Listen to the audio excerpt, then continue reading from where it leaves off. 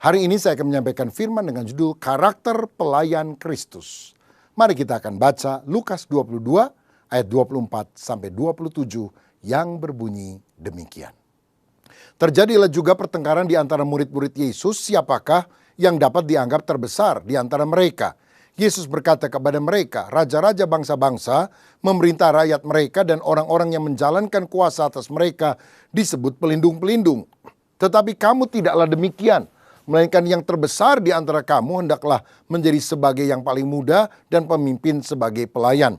Sebab siapakah yang lebih besar, yang duduk makan atau yang melayani? Bukankah dia yang duduk makan? Tetapi aku ada di tengah-tengah kamu sebagai pelayan. Saudara sekalian, setiap orang Kristen terpanggil untuk melayani Tuhan. Sebab di dalam Markus 10 ayat 45 dikatakan, karena anak manusia juga datang bukan untuk dilayani, melainkan untuk melayani dan memberikan nyawanya untuk menjadi tebusan bagi banyak orang. Berarti kita harus meneladani Kristus yang juga menjadi pelayan Tuhan. Agustinus pernah berkata, tanpa Yesus aku tidak bisa berbuat apa-apa. Tapi tanpa aku, Yesus tidak mau berbuat apa-apa. Artinya Tuhan ingin memakai kita menjadi kawan sekerjanya. Ibu Teresa dari Avila pernah berkata, Yesus tidak punya tangan kecuali tangan kita. Yesus tidak punya kaki kecuali kaki kita. Mari kita menjadi kaki tangan Kristus untuk menjangkau jiwa yang terhilang. Saudara, sebagai anak Tuhan kita harus paham bahwa sebetulnya pelayanan itu bukan jadwal tugas yang diberikan kepada kita. Bertugas minggu 1 atau minggu kedua, minggu ketiga. Tapi pelayanan adalah sebuah lifestyle, gaya hidup untuk melakukan misi Allah dan menjadi berkat bagi sesama. Kalau saudara lihat dalam Lukas 10 ayat 39 sampai 40, Yesus pernah mampir di Betania dan ada kakak beradik, Maria, Marta melayani dia. Maria duduk dekat kaki Tuhan dan terus mendengarkan perkataannya, sedangkan Marta sibuk sekali melayani. Jadi pelayanan itu menurut ayat ini setidaknya ada dua jenis. Pertama, melayani pekerjaan Tuhan seperti yang dilakukan Marta. Sibuk sekali melakukan apa yang dia bisa kerjakan. Menyediakan makanan mungkin capcay, puyunghai, barongsai, bakmi, bakso, bacang, bakut, bakpao, bakyak. Kira-kira seperti itu. Tetapi yang kedua adalah melayani Tuhan. Melayani pribadinya. Seperti Maria yang duduk di bawah kaki Yesus. Mendengarkan Yesus berbicara kepada dia. Nah, di dalam bahasa Inggris kata ibadah juga ditulis dengan dua kata yang berbeda. Pertama, service, Sunday service misalnya. Yang kedua adalah worship, pelayanan dan penyembahan. Nah, kita harus melakukan kedua-duanya. Kita harus melayani, giat, sibuk bekerja untuk Tuhan. Tapi jangan lupa ada waktu worship, beribadah. Seperti Maria duduk diam di bawah kaki Tuhan. Melayani pekerjaan Tuhan penting, tapi melayani Tuhan pribadinya lebih penting. Pelayanan yang baik juga harus sesuai dengan karunia rohani. 1 Petrus 4 ayat 10 berkata, layanilah seorang akan yang lain sesuai dengan karunia yang telah diperoleh tiap-tiap orang sebagai pengurus yang baik dari kasih karunia Allah. Tahukah saudara, pada waktu kita lahir Tuhan memberikan kepada kita bakat. Dan pada waktu kita lahir baru Tuhan memberikan kepada kita karunia rohani. Bakat dan karunia rohani itu keduanya sering disebut sebagai talenta yang harus kita kembangkan untuk kemuliaan nama Tuhan. Nah, karunia akan menentukan tempat kita di dalam pelayanan. Jadi kalau saudara punya karunia untuk berbicara, mungkin saudara menjadi pengkhotbah, pengajar. Tapi kalau saudara punya karunia untuk melayani orang, mungkin saudara bisa menolong orang-orang yang sakit. Kalau saudara punya karunia memberi, saudara akan memberikan bantuan kepada orang yang membutuhkan. Jadi karunia akan menentukan tempat kita dalam pelayanan. Tapi kedewasaan rohani tidak ditentukan oleh karunia. Itu ditentukan oleh sikap hati kita. Yaitu sikap hati seorang hamba dari Kristus. Nah, untuk menjadi pelayan Kristus, yang diperlukan bukan hanya kemampuan, tapi karakter yang baik. Dan kita tidak bisa menilai kerohanian seseorang dari bakat atau karunianya. Jadi kadang kita pikir, wah kalau dia suaranya bagus, pasti dia rohani.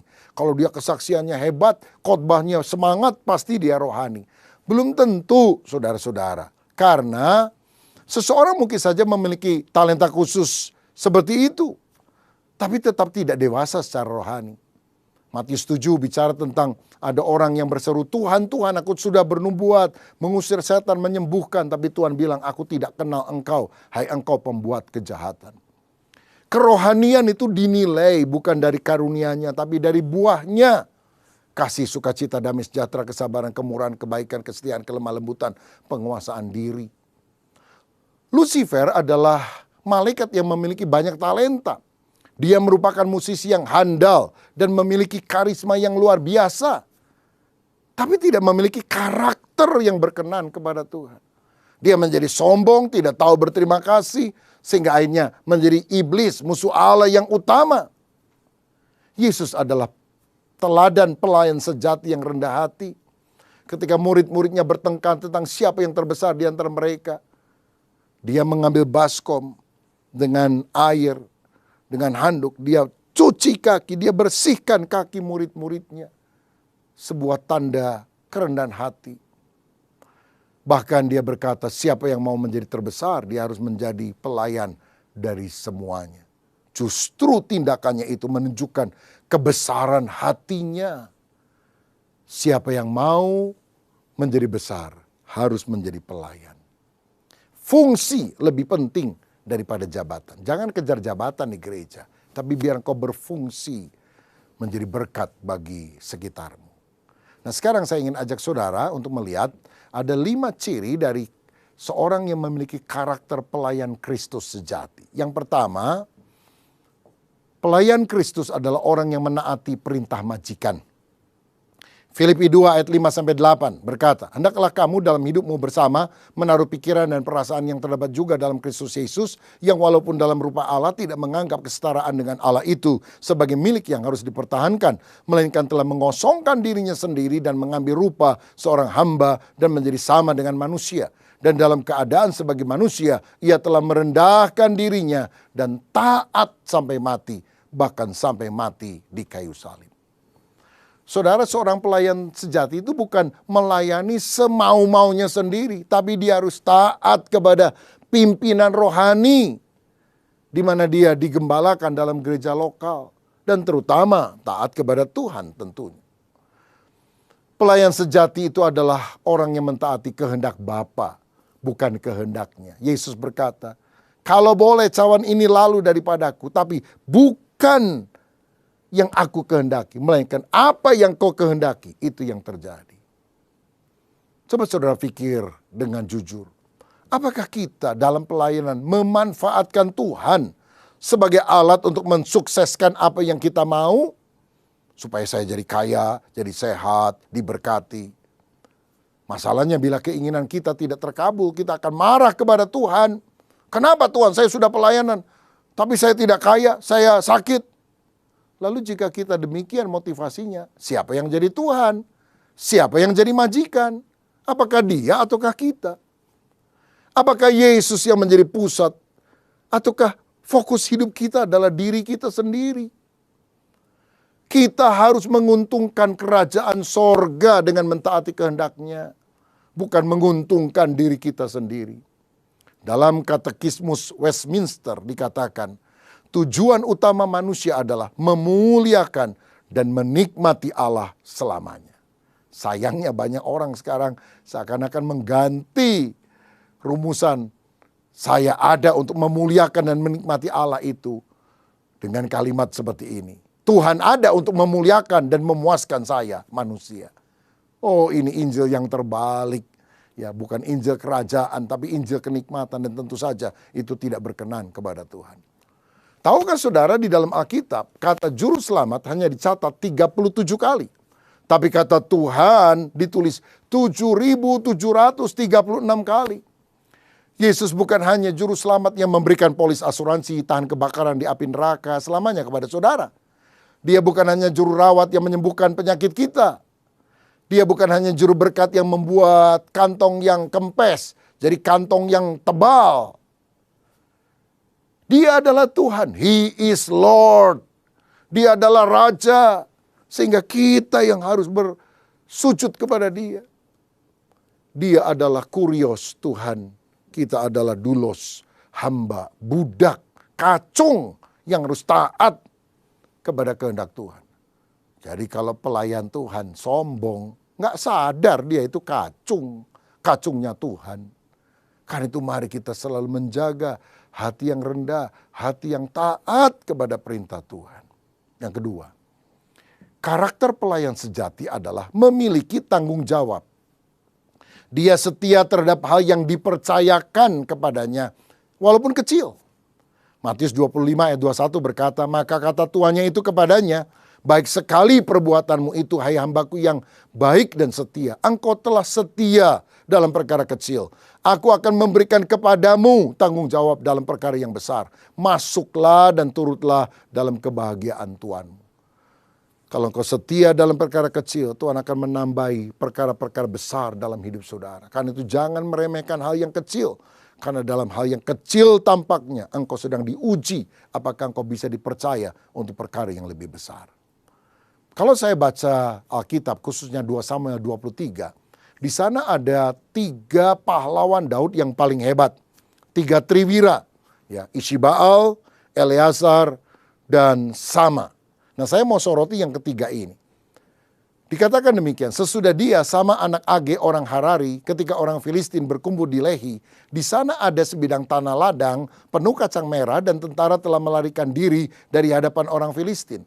Maka berdirilah ia di tengah-tengah ladang itu, ia dapat mempertahankannya dan memukul kala orang Filistin, demikianlah diberikan Tuhan kemenangan yang besar. Ishibaal mengalahkan 800 orang Filistin, hebat sekali. Rainbow Jet Li kalah semua sama dia, saudara. Eleazar waktu berperang, semua musuhnya mati dan karena terlalu lelah dia tidak bisa melepaskan pedang dari tangannya. Energinya habis semuanya. Tapi musuhnya dia kalahkan, dia punya disiplin diri yang sangat luar biasa. Tapi yang menarik yang ketiga, karena Sama ini diberi tugas oleh raja menjaga sebidang tanah penuh kacang merah. Dan waktu orang Filistin datang, anak buahnya kabur semuanya. Mungkin karena takut, tapi juga mungkin mereka berpikir pengorbanan nyawa mereka tidak sebanding dengan apa yang dipertahankan. Mungkin ada yang bilang gini, Sama, kabur yuk. Sebab kalau kita disuruh jaga istananya raja misalnya, lalu kita mati, kita akan masuk orang Yerusalem Post. Sama, pahlawan nasional, mati membela istana. Atau kalau kamu disuruh jaga tabut perjanjian, lebih hebat. Mati. Namamu akan dikenal orang. Sama, martir, mati syahid untuk membela tabut perjanjian. Tapi kamu kan hanya disuruh jaga tanah ladang penuh kacang merah. Ini tidak prestisius sekali ini. Dan kalau kamu mati, namamu tidak muncul di koran. Masa ada tulisan di koran, Sama pahlawan kebun kacang. Kan gak mungkin. Karena itu udah kabur aja. Tapi Sama bilang, ini aku terima tugasnya dari Raja Daud. Aku akan pertahankan sampai titik darah yang penghabisan. Dan Sama mengalahkan musuh-musuhnya. Saudara, di sini saya melihat karakter seorang prajurit Kristus. Seorang pelayan Tuhan. Itu adalah orang yang sungguh-sungguh bertanggung jawab dengan apa yang dipercayakan. Karena Tuhan melihat hati. Kriteria penilaian Allah berbeda dengan kriteria penilaian manusia. Menurut saudara pengkhotbah yang paling hebat siapa? Sekali khotbah ribuan orang bertobat. Petrus? Ya, 3.000 orang bertobat. Tapi ada pengkhotbah lebih hebat. Sekali khotbah seluruh kota bertobat. Dan jumlah kota itu, Niniwe, 120.000 orang jumlahnya. Bertobat semuanya. Siapa namanya? Yunus. Tapi apakah setelah Yunus sukses khotbah, KKR, orang bertobat semua, dia senang? Dia marah sama Tuhan. Bertobat semua ini orang Niniwe. Nanti gara-gara bertobat, maka dia akan menghancurkan Israel. Nyesel saya khotbah. Lah ini kan pendeta aneh, saudara. Orang khotbah, bertobat, malah gak seneng. Apa dia besar di hadapan Tuhan? Saya rasa tidak. Beda dengan Nuh. Khotbah 100 tahun lebih. Berapa yang bertobat? Cuma 8 orang, itu juga keluarganya doang. Yang lain gak mau mentaati apa yang dikhotbahkan oleh Nuh untuk masuk ke dalam bahtera. Yang bertobat cuma Nabi Nuh dan istrinya. 3 orang anaknya, Sem, Ham, dan Yafet. 3 orang menantunya. Siapa namanya? Nyonya Sem, Nyonya Ham, Nyonya Yafet. Cuma 8, tapi Tuhan melihat ini hamba yang taat. Apalagi Yeremia disuruh Tuhan khotbah 40 tahun. Tuhan bilang, daripada kamu nyesel nanti, ku beritahu sekarang ya, tidak akan ada orang yang bertobat karena mendengar khotbahmu. Waduh saudara, khotbah nggak ada yang tobat, nggak khotbah nggak ada yang tobat. Tapi Yeremia tetap berkhotbah karena dia mau taat kepada perintah Tuhan, apapun hasilnya. Kenapa Tuhan sudah tahu nggak ada yang bertobat kok tetap menyuruh? Karena Tuhan tidak mau nanti pada hari penghakiman ada orang tunjuk tangan kepada dia dan bilang, Tuhan engkau tidak adil, engkau tidak memperingatkan aku. Dan Tuhan akan panggil orang pada setiap zaman, seperti Nuh pada zamannya, seperti Yeremia pada zamannya. Kamu sudah diperingatkan, tapi kamu tidak bertobat. Karena itu lakukan bagian kita, setia dalam perkara yang kecil. Ketiga, karakter seorang pelayan Kristus adalah melayani dengan sukacita. Yesus dalam pelayanan selalu bersyukur. Misalnya dalam Yohanes 11 ayat 41. Maka mereka mengangkat batu itu, lalu Yesus menengadah ke atas dan berkata, Bapa, aku mengucap syukur kepadamu karena engkau telah mendengarkan aku. Saudara tahu, yang penting bukan berapa besarnya hal yang kita bisa kerjakan, tapi berapa besarnya kasih yang Anda curahkan untuk hal yang Anda kerjakan. Pelayanan itu jangan suka ngomel, bersungut-sungut, tapi harus bersyukur, sukacita. Kalau dipercaya lagi oleh hamba Tuhan, saudara bilang, aduh yang satu ini aja belum maksimal aku kerjakan. Sudah dipercaya lagi oleh Tuhan. Oh Tuhan, aku tidak menyia-nyiakan karunia ini. Tapi kalau saudara hatinya selalu ngomel, waduh satu aja belum selesai, dikasih tugas lain. Aku dikerjain pendeta ini, aku dikerjain gereja ini. Loh, tanggapannya bisa berbeda. Karena sikap hati, attitude-nya saudara. Karena itu mari kita punya sikap hati yang benar. Jangan melayani dengan bersungut-sungut. Karena itu sifat kekanak-kanakan. Jadilah pelayan yang dewasa dan sejati. Apa sih bedanya pelayan kekanak-kanakan dan pelayan yang dewasa? Pelayan yang kekanak-kanakan, kerdil, itu menyukai hal yang besar dan hebat. Sedangkan yang dewasa melayani tanpa pandang bulu. Apapun yang harus dia kerjakan, dia siap. Pelayanan yang kekanak-kanakan itu sementara sifatnya. Bila ada tugas, bila ada jadwal, bila ada proyek, dia melayani. Sedangkan yang dewasa, pelayanan adalah gaya hidup yang dia kerjakan setiap saat. Yang kekanak-kanakan akan sangat dipengaruhi suasana hati atau mood. Kadang-kadang semangat, kadang-kadang lemas. Tapi orang yang dewasa mentertibkan perasaan hati. Kadang ingin, kadang semangat, kadang tidak. Tapi dia bilang, hei jiwaku, kamu tetap harus melayani Tuhan. Pelayan yang kekanak-kanakan itu meruntuhkan kesatuan. Karena waktu dia melayani, pusatnya adalah diri. Dia ingin diperhatikan, kalau tidak ngambeklah dia. Sedangkan pelayan yang dewasa bukan meruntuhkan, tapi mengutuhkan kesatuan. Karena pelayanannya berpusat kepada Tuhan dan ingin menjadi berkat bagi sesama. Yang keempat sekarang, apa ciri atau karakter seorang pelayan Kristus sejati? Mempermuliakan tuannya. Ada 5 M ya, saya mau bagikan ini M yang keempat. Mempermuliakan tuannya. Tidak mencari kepujian diri. Lukas 17 ayat 10, demikian jugalah kamu apabila kamu telah melakukan segala sesuatu yang ditugaskan kepadamu. Hendaklah kamu berkata, kami adalah hamba-hamba yang tidak berguna. Kami hanya melakukan apa yang kami harus lakukan. Pelayan sejati itu tidak suka bersaing, tidak saling menonjolkan diri. Tapi rendah hati menganggap yang lain lebih utama daripada dirinya. Saudara tahu yang mendirikan Monas, Monumen Nasional di Jakarta siapa? Pak Harto? Bukan. Siapa? Soekarno. Betul? Sebetulnya bukan Soekarno yang bangun. Tukang batu yang bangun, saudara sekalian. Mungkin namanya Pak Ijo, Pak Inem, begitu ya. Tapi yang mendapat kemuliaan siapa? Soekarno. Kita ini hamba Tuhan yang tidak berguna. Kita hanya melakukan bagian kita. Asal Tuhan dipermuliakan, terpujilah nama Tuhan. Karena itu dengan motivasi seperti itu, mari kita giat melayani Tuhan. Memenangkan jiwa-jiwa, bersaksi tentang Yesus Kristus.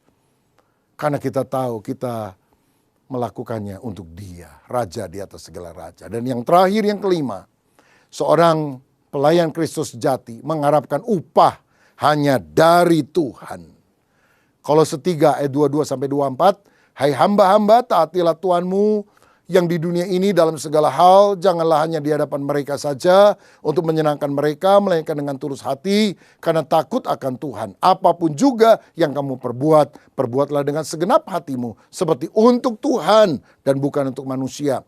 Kamu tahu bahwa dari Tuhanlah kamu akan menerima bagian yang ditentukan bagimu sebagai upah. Kristus adalah Tuhan dan kamu hambanya. Kalau kita melayani bukan cari pujian manusia, cari pahala dari manusia. Kalau kita mengharapkan pahala dari manusia, kita tidak dapat pahala dari Tuhan. Mari kita dengan tulus berkata, Tuhan, biar aku menunjukkan motivasi pelayananku hanya kepadamu. Saya teringat satu kali ada seorang misionaris dari Amerika yang pelayanan puluhan tahun di China, namanya Morrison. Satu kali dia sudah tua, dia pensiun mau kembali ke negaranya Amerika. Naik kapal, waktu itu belum ada pesawat terbang karena ini sudah beberapa abad yang lampau. Jadi dari China, kapal itu berlayar sampai ke daerah Madagaskar, saudara. Di ujung selatan daripada benua Afrika. Ternyata di daerah itu naiklah Presiden Amerika Serikat dan rombongannya yang habis berburu menembaki binatang-binatang liar yang ada di Afrika. Lalu kemudian melanjutkan perjalananlah mereka ke Amerika. Dan waktu misionaris ini sampai, dia lihat begitu banyak orang yang menyambut di pelabuhan. Dia pikir, mungkin kan aku sudah pelayanan puluhan tahun aku disambut begitu. Tapi ternyata dia kecewa. Karena ternyata tidak ada yang menyambut dia, saudara. Yang disambut itu Presiden Amerika yang pulang berburu habis holiday, liburan. Morrison kecewa sekali. Dia tidak jadi turun, dia masuk kembali ke kamarnya, kabinnya. Dia bilang, aku protes Tuhan. Aku melayani Engkau memenangkan jiwa puluhan tahun. Tapi waktu aku pulang ke Amerika tidak ada yang menyambut aku. Sedangkan presiden hanya beberapa minggu liburan di Afrika. Menembaki binatang-binatang, membunuh ternak yang ada. Disambut luar biasa. Aku kecewa Tuhan. Kenapa Engkau perlakukan aku sedemikian? Aku pulang tidak ada yang menyambut. Dia berdoa. Tiba-tiba dia merasa Tuhan bicara di dalam hatinya. Anakku, kamu belum pulang. Kalau kamu pulang, aku akan bikin pesta lebih mewah dari orang Amerika menyambut presidennya. Presidennya sudah pulang ke negaranya. Kamu belum pulang ke rumah Bapa. Kalau kamu pulang, kamu akan disambut. Karena pahalamu bukan di sini. Pahalamu dari Bapa Sorgawi. Itulah motivasi yang kita harus miliki. Sehingga waktu kita pulang ke rumah Bapa, di sanalah pahala abadi kita akan terima. Kristus adalah Tuhan. Kita hanyalah hambanya. Kita tidak mencari pahala duniawi, tapi upah sorgawi yang kekal. Carilah perkenanan Bapa Sorgawi lebih dari segala-galanya. Galatia 1 ayat 10 berkata, jadi bagaimana sekarang? Adakah ku cari kesukaan manusia atau kesukaan Allah? Adakah ku coba berkenan kepada manusia? Sekiranya aku masih mau mencoba berkenan kepada manusia, maka aku bukanlah hamba Kristus. Dalam hidup ini, mari kita cari perkenanan Tuhan, bukan perkenanan manusia. Saya mau akhiri dengan kisah ini. Satu kali ada seorang yang dilatih main piano dari sejak kecil sampai dewasa. Dia mengadakan konser piano di mana-mana. Orang menyambutnya. Tapi satu kali dia diminta untuk melakukan konser tunggal piano di kota tempat kelahirannya. Dia sangat senang. Dia berlatih begitu luar biasa. Sampai pada hari haknya. Kira-kira hampir 1.000 orang memenuhi tempat di mana konser ini dipagelarkan. Dia mulai memainkan dari satu lagu ke lagu yang lain. Bagus sekali. Dan lagu yang terakhir, orang memberikan standing ovation, berdiri bertepuk tangan. Dia bilang, lagi, mainkan satu lagu lagi. Tidak ada yang mau pulang. Pada layar sudah ditutup. Pemain piano ini sudah tidak tampak lagi dari mata penontonnya.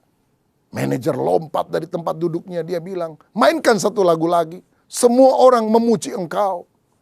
Dia bilang, oke, saya mau main satu lagi. Tapi aku mau ngintip dulu, aku mau lihat. Dan waktu dia ngintip, semua orang masih berdiri bertepuk tangan. Baik yang di bawah maupun di atas balkon, semua tepuk tangan. Tiba-tiba dia tutup itu horden, tirai, dan dia bilang, maaf Pak Manajer, aku tidak jadi mainkan satu lagu lagi. Karena aku lihat ada satu kakek tua di balkon yang tidak bertepuk tangan. Manajer itu lihat, dia bilang benar, dia tidak tepuk tangan. Tapi persetan dengan kakek tua itu, kenapa kamu terganggu hanya dengan satu orang? 1000 orang bertepuk tangan, berdiri, hanya satu orang yang tidak tepuk tangan. Kenapa kamu terganggu? Mungkin kakek tua itu tidak ngerti ilmu musik. Pianis ini berkata, engkau tidak ngerti, Pak Manajer. Kakek tua itu adalah guru piano saya yang pertama ketika saya masih kecil. Dan saya tidak puas. Karena dia tidak berdiri, dia tidak bertepuk tangan. Berarti menurut penilaian dia, aku belum terlalu excellent. Aku harus berlatih lebih keras. Supaya pada suatu hari ketika aku bisa lagi konser di sini, aku nggak peduli nggak ada orang berdiri. Aku nggak peduli nggak ada orang tepuk tangan. Aku hanya ingin kakek tua itu berdiri. Mengacungkan kedua jempolnya. Dan berkata, baik sekali permainanmu. Saudara, kita akan kembali ke rumah Bapa. Tapi apakah pada waktu kita kembali, Tuhan Yesus akan berdiri dari tahtanya. Seperti ketika dia menyambut Stefanus yang mati di rajam batu tapi mempertahankan iman dengan teguh. Bukan hanya duduk di sebelah kanan Bapa, dia berdiri. Mungkin seperti orang memberikan standing ovation itu. Well done, good and faithful servant. Baik sekali, hai hambaku yang baik dan setia. Masuklah dalam kebahagiaan yang telah disiapkan oleh Bapa dari sejak dunia ini belum dijadikan. Apa yang kau cari? Tepuk tangan manusia, perkenanan manusia, pahala dari manusia. Saudara, cari perkenanan Tuhan. Biar hari ini hati kita sungguh dijamah oleh Roh Kudus. Dan kalau ada motivasi yang tidak berkenan, cabut itu. Supaya kita menjadi orang Kristen. Bukan hanya santai mendengar khotbah, menerima berkat rohani. Tapi saudara mau melayani. Dan melayani dengan karakter Kristus. Melayani dengan hati yang tulus. Sehingga Tuhan pakai engkau untuk menjadi alat yang ajaib. Memberitakan Injil. Dan jiwa-jiwa akan diselamatkan. Engkau memuridkan mereka. Menjadi orang yang dewasa rohani. Menjadi serupa seperti Yesus. Dan pahala abadi Tuhan berikan pada waktu kita datang ke hadirat-Nya. Kiranya Tuhan Yesus memberkati kita sekalian. Mari kita berdoa. Bapa, terima kasih. Melayani Tuhan bukan beban, tapi anugerah. Sama seperti Kristus melayani, kami juga mau melayani Engkau. Kami melayani bukan untuk mengembangkan bakat, cari nama, tapi untuk menyukakan hati-Mu. Bersihkan hati kami, luruskan motivasi kami, supaya kami layak di hadapan Tuhan. Hamba berdoa untuk setiap anak-anak-Mu yang mau melayani dengan hati tulus. Dalam nama Yesus, Tuhan urapi, Tuhan lengkapi, Tuhan pakai berbuah-buah untuk kemuliaan nama-Mu. Maka jiwa-jiwa kami menangkan bagi Yesus Kristus. Dan kami hidup berkenan kepada Tuhan. Berkat atas kami. Di dalam nama Tuhan Yesus Kristus. Haleluya.